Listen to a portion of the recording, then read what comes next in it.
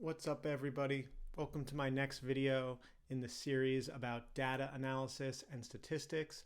This video is on how do we use a normal distribution curve to analyze data. If you're just getting here, make sure that you've checked out my last video. The last video was on what is standard deviation and how do we use a calculator to compute it. When we left off last time, we were talking about standard deviation and we were comparing the average high temperature between two cities. We looked at my home city of New York City and compared it to San Francisco. When we looked at New York City, the average high temperature for the year was 62 degrees, and for San Francisco, it was very similar, 64 degrees. What was very different was the standard deviation. For New York City, the standard deviation was 16, and for San Francisco, the standard deviation was 4. Remember that a large standard deviation means that the data is more variable, that it's more spread out. So when New York City is showing a standard deviation of 16, that's because the temperatures were more spread out. For San Francisco, the temperatures were much tighter together, hence it has a lower standard deviation of 4 because the temperatures are less variable. What we want to unpack today is, well, how variable are we talking about when we're comparing standard deviations? And we want to be very accurate in terms of gauging what data sits where within the set. To do that, what we use is something called a normal distribution curve. Here's a normal distribution curve. And what you should know about this normal distribution curve is that the bottom row represents the number of standard deviations away from the mean. So for instance, this 0 here represents 0 standard deviations away from the mean, or really just the mean. This 1 here represents 1 standard deviation above the mean, where this -1 means 1 standard deviation below the mean.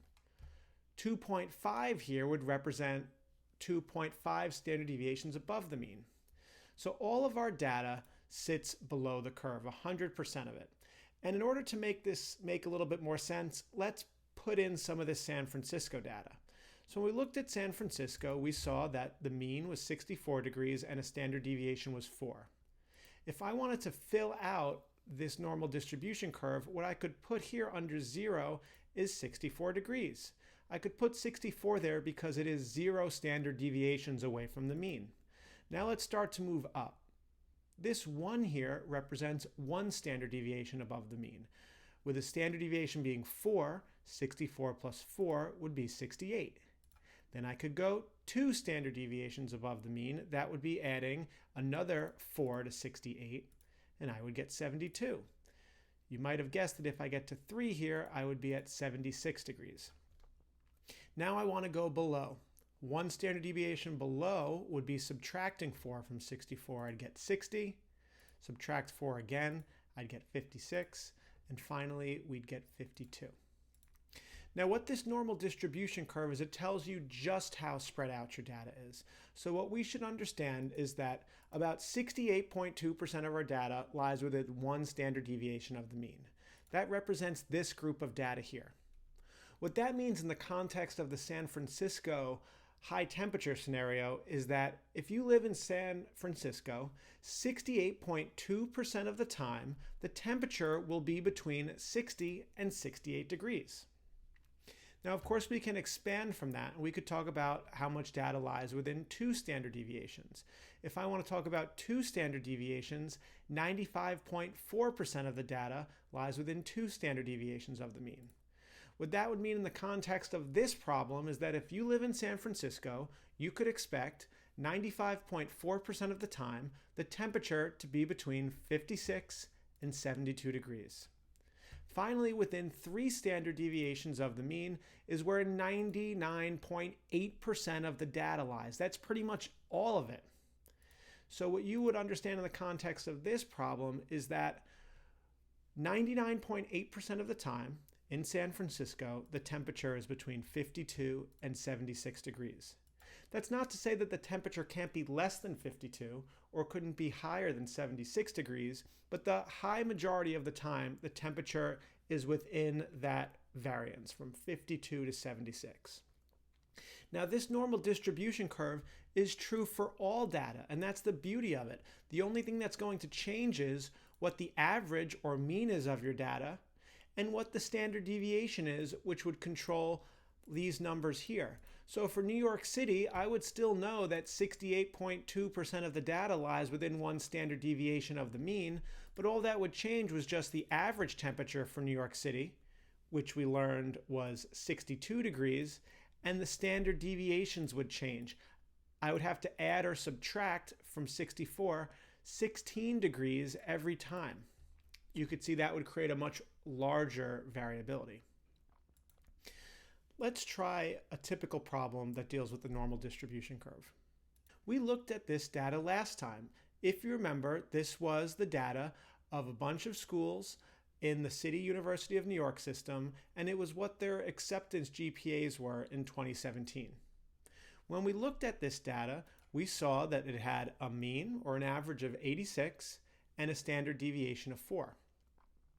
Now what we want to do is we want to use this normal distribution curve to find what percentage of students were accepted to these city colleges with a GPA of less than 84. In order to do this, the first thing that we're going to do is bring up our normal distribution curve. First thing I like to do is right below 0, I like to put the mean. So in this case, I'm going to put 86 there.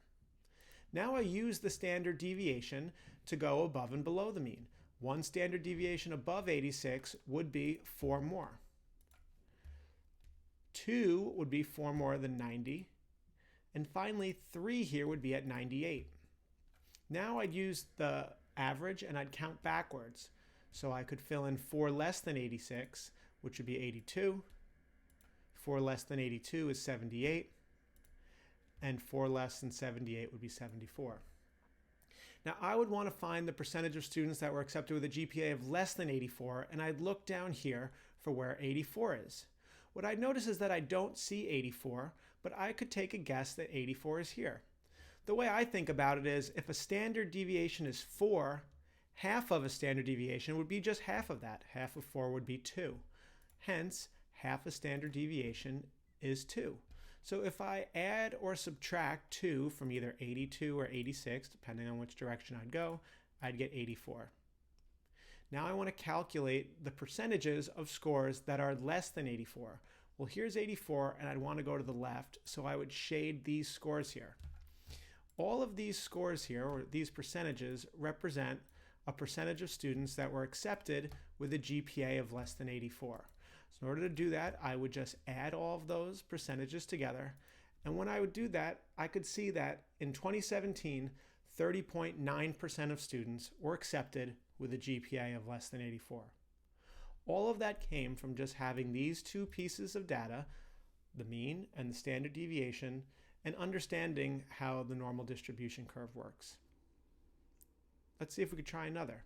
Here we're going to look at the mean GPA for freshman students that were accepted to SUNY colleges in 2017. First step is to identify the mean and standard deviation. For this problem, the mean was 83.75 and the standard deviation was 5.5. Next step is to take your normal distribution curve and start to plot your mean and use your standard deviation to get more values. Here I'd start by putting my mean right below 0, and then I would add 5.5 to get the value above 1. In this case, I see I can kind of stop because I got my upper limit here of 89.25. Of course, if you want, you could continue, but it's not going to be necessary. Now I might find lower values by subtracting that standard deviation of 5.5 from my average, and when I do so, I hit the lower limit. Now what I can see is that I want the values from 78.25 to 89.25. And what I notice is this is a very popular one. This is from 1 standard deviation below to 1 standard deviation above. This one I might have memorized because it's part of our formulas here. About 68.2% of the data lies within 1 standard deviation of the mean. So when I go back here, I could see that exactly 68.2% of the data lies within 1 standard deviation of the mean, which in this case is choice A. Let's try another. See if you could answer this problem about the average height of NBA players. So first thing I need to do here is identify the standard deviation and the average. The average here is 79 with a standard deviation of 3. Now I open up a normal distribution curve. Start by placing the mean below 0. Use the standard deviation of 3 to input values above. use the standard deviation of 3, subtracting it from 79 to find the values below.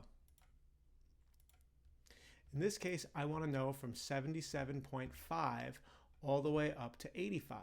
Well, 77.5 isn't a number here, but if I know one standard deviation is 3, half a standard deviation is 1.5.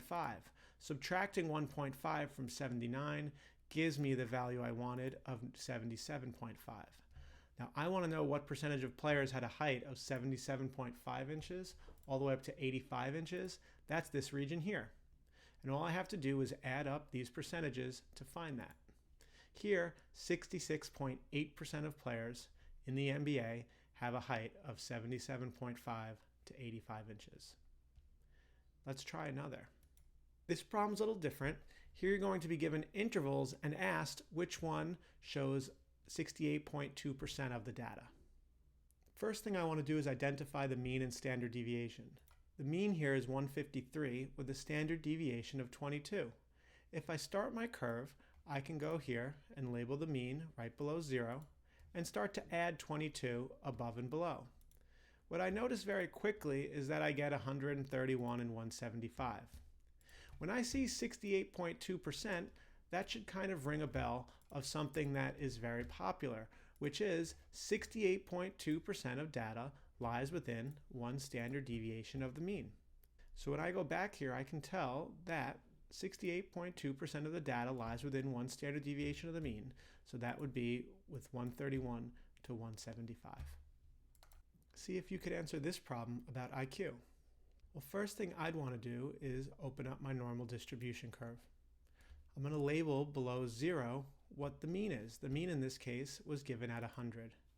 Finally, let's use the standard deviation to find values above and below the mean. One standard deviation below would be 15 less, one above would be 15 more than 100, and 2 above would be 130. In this case, what they want to do is they want to find the percentage of the population with an IQ greater than 130. So 130 here should be my minimum value. So I want to shade above. If I look at what's involved here, to have an IQ of above 130, it's only these 3 percentages there. And when I sum those 3 percentages, it's going to be closest to 2%. Let's try one final problem. This problem is about the amount of time a student does homework in a given week. See if you could find the probability that a student works between 8 and 11 hours. First thing I like to identify is the mean and standard deviation. Here they said the mean was 10 with a standard deviation of 2. Next, I want to put these values to work on my normal distribution curve. Start by putting the mean below 0. Then add one standard deviation above. Well, a standard deviation is 2, and 2 above 10 would give me 12. Finally, go 2 above 12, and I'd get 14. Then I could work my way backwards. I want to find the probability the student works between 8 and 11 hours. Well, I see I have 8, but I don't have 11. I could probably guess that 11 is here, and I'd be right if I said so, because I know that a standard deviation is 2, so half of a standard deviation is 1. When I look at the curve here, the values from 8 to 11, I need to use 15, 19.1, and 19.1. If I add those values together, what I'm going to get is 53.2%. I hope in this video you learned how to apply the standard deviation and mean to a normal distribution curve to find the percentage of data that fits underneath the curve. Until next time.